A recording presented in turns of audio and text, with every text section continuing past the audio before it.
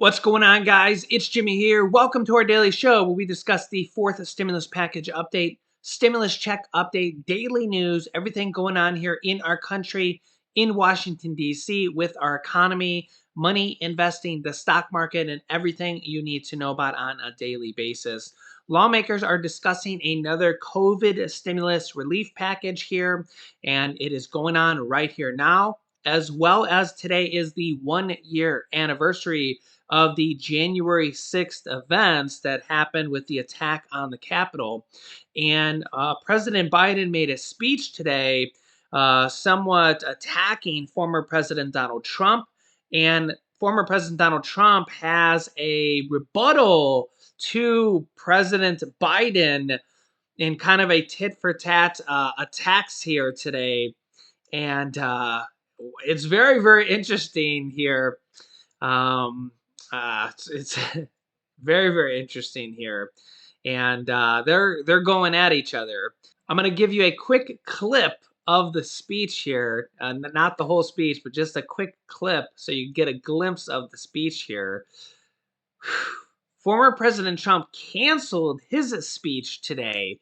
He is going to apparently give a speech on January 15th at a Trump rally. But President Biden did give his speech and he blasted former President Donald Trump today over the events that happened 1 year ago with the events that happened at the Capitol. Here's a quick glimpse of what Biden said against Trump here today. Check this out. The former President of the United States of America has created and spread a web of lies about the 2020 election.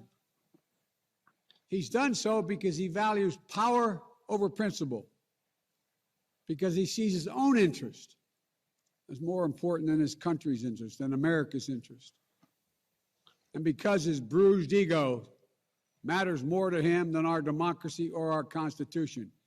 He can't accept he lost, even though that's what 93 United States senators, his own attorney general, his own vice president, governors and state officials in every battleground state have all said he lost. That's what 81 million of you did as you voted for a new way forward. He has done what no president in American history, the history of this country, has ever done. He refused to accept the results of an election and the will of the American people. Well, some courageous men and women in the Republican Party are standing against it, trying to uphold the principle of that party. Too many others are transforming that party into something else. They seem no longer to want to be the party of Lincoln, Eisenhower, Reagan, the Bushes. But whatever my other disagreements are with Republicans who support the rule of law and not the rule of a single man, I will always seek to work together with them. So, yeah, the speech is much longer. You can go watch it if you want to. But former President Donald Trump, he canceled his speech today. And I don't know. That might have been the smart move here. But he says he's going to have a speech on January 15th. But he did have a lot of criticism over Biden's lashing out against him today. Here is what he had to say. Trump said in a statement released just as Biden wrapped up, he called the remarks, quote, political theater. He says, quote, this political theater is all just a distraction for the fact that Biden has completely and totally failed. He said that Biden used my name today to try to further divide America. And this article says, while Biden indirectly blamed Trump for the insurrection and referred to the former president multiple times during the speech, he did not call Trump out by name.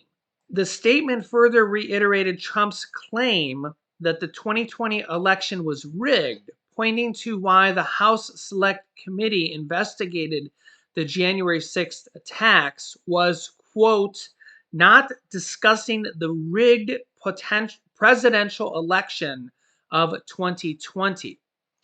and again said the quote, big lie was the election itself and not the claims that the results was rigged against him. Quote, it's because they don't have answers or justifications for what happened. They got away with something. It is leading to our country's destruction, Trump claimed. They want all conversation concerning the election canceled. This article says multiple legal maneuvers by Trump and his allies contesting the election results have failed in courts across the country, including all the way up to the Supreme Court. Election results certified by each state were also deemed to be valid. The January 6th riot was an attempt by Trump supporters to stop Congress from counting electoral college votes that affirmed Biden's victory. Yeah, so let me know your thoughts about this down below in the comments here on the 1 year anniversary of this. And we have current president and former president still fighting about this. And the question is this could happen again. Do you think this will happen again? Hopefully that we have learned from this and we'll have better protection at our capitals, and maybe people have learned from this as well. Meanwhile, you can see this headline here from today. Democrats are quietly exploring barring Trump from office over the events that happened on January 6th.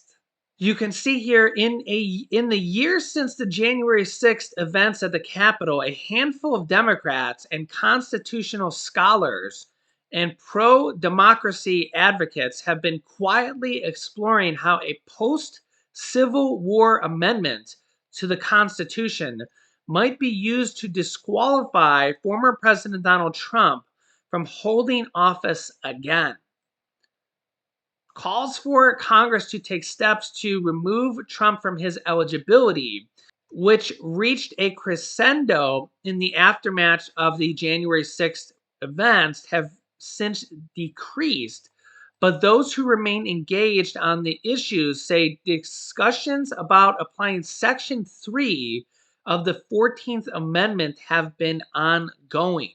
Section 3 of the 14th Amendment, which was ratified after the Civil War, says that office holders who, quote, have engaged in insurrection or rebellion against the same are disqualified from future office. Yeah, so let me know your thoughts, and I will keep you updated. Meanwhile, lawmakers are discussing possible new stimulus checks, possible new stimulus package for business relief for restaurants, gym owners, and the travel industry as well. You can see here this article as of today.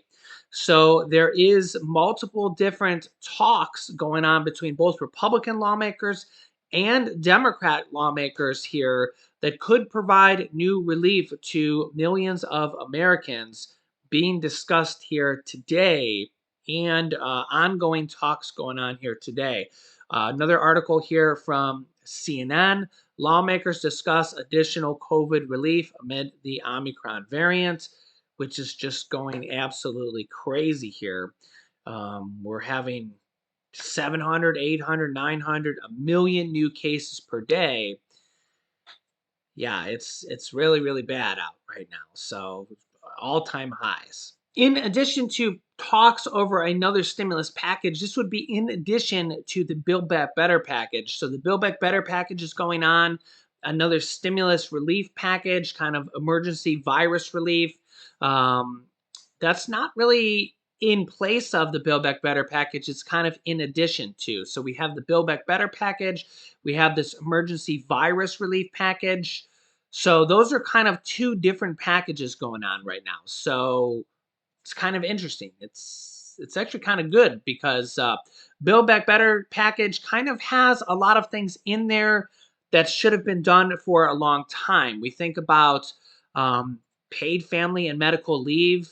We're the only first world country that doesn't have that. We think about millions of people that are out right now for quarantine, sick with a virus, and don't have paid medical leave. Right now, during a pandemic, we're the only first world country to not have that.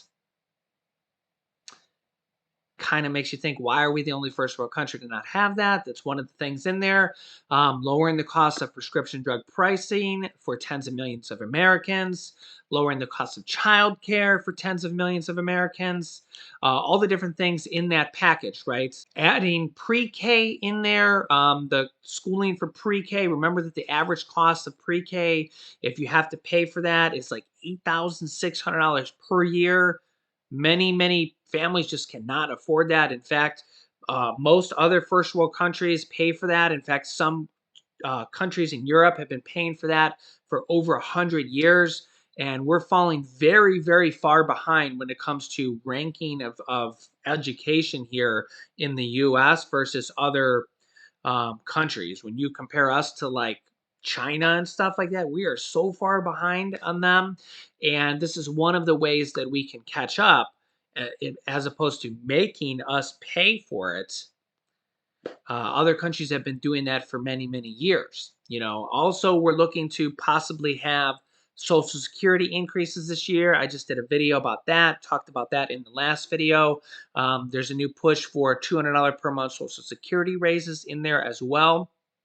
Also, and here's an update about Joe Manchin and the child tax credits. Senator Joe Manchin reiterates that he won't support renewing the enhanced child tax credits without a work requirement. Without a work requirement. Now, some people are for this, some people are against this. I'm not really taking a stance here. You can make your own decision. But if he does do this, it's interesting if it would pass or not, because some Democrats are against this, and this would disqualify millions of children, for sure. There would be definitely millions of children that would not get it. It also would make it interesting to see here, because there's talk that if he does this, the way the current law is written, that both the mother and the father would have to be working if they're married filing jointly, because of the way IRS rules are, unless they kind of rework things or re-change things. Married filing jointly couples would probably both have to work because of kind of the way IRS thinks. Unless they kind of redo everything, they would both have to work, which is interesting. So Joe Manchin reiterates that he won't support an enhanced child tax credit without a work requirement. Now, you can see here, Manchin told Business Insider that his position on the requirement has not changed. Democrats need all 50 senators on board to pass the legislation via reconciliation process. Although they are in talks with Republicans to do this, but a lot of Republicans want a work requirement as well. It's kind of a Republican thing, which is interesting that Manchin wants it. He's the only Democrat that wants it, as far as I know. And the West Virginia senator has been a holdout in getting the social spending bill to Biden's desk. Other Democrats, including President Biden, oppose the requirement because it would leave out some of the neediest children. It would leave out some of the neediest children in the country.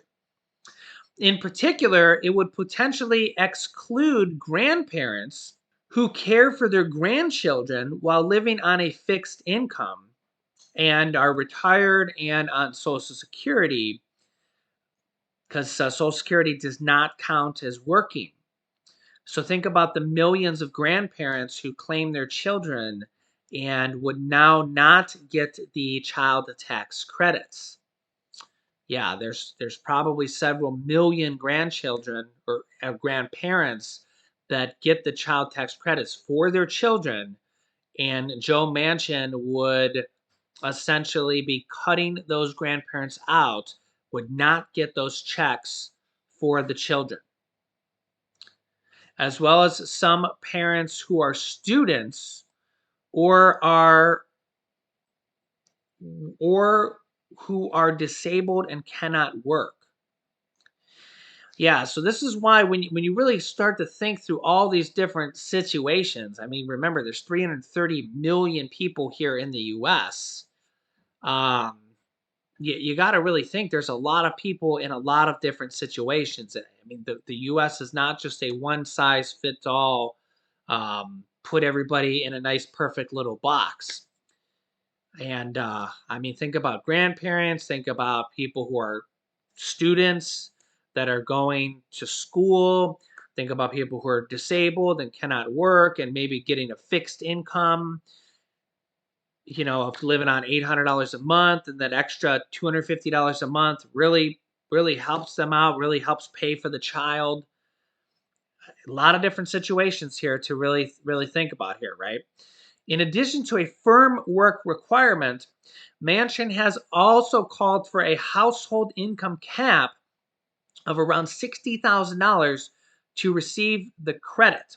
Now, remember that is for two people if you're married filing jointly. So that means a maximum of $30,000 each per person if you're married filing jointly. That is well below the average income here in 2022, especially with inflation creeping. Specifics on what exactly the work requirement would entail have not been made public and would be subject to negotiation. Yeah, a lot of requirements here. You can see here, without the extension of the enhanced child tax credit, an estimated 9.9 million children could potentially fall back into poverty, according to an analysis from the Center on Budget and Policy Priorities. 9.9 million children could potentially fall back into poverty. Another thing to note here is that in 2021, the credit was made fully refundable. Fully refundable here is very important here to help reduce child poverty in the US. That means that even if parents had no income or if they don't owe the IRS money, this is very important here, they could qualify for enhanced payments. Okay. That component of the law alone accounted for more than 80% of the reduction in child poverty, resulting in the enhanced child tax credits, according to the Center on Budget and Policy Priorities. Okay.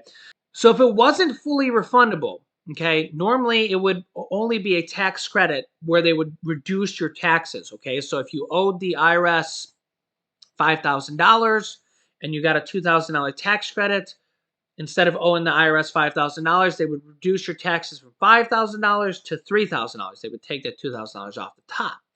With it being fully refundable, the IRS will actually cut you a check. Okay, they'll give you these monthly payments, or they'll cut you a $2,000 check. The old child tax credit used to be $2,000 per child. Okay, but if it's not fully refundable, the IRS will not cut you a check potentially. Okay. So that's a very big thing there. Okay. Along with these monthly payments, the monthly payments are a really big thing because children are getting these monthly checks and using it for food, using it to pay housing, clothing, and 50% of the money, according to studies, goes to food.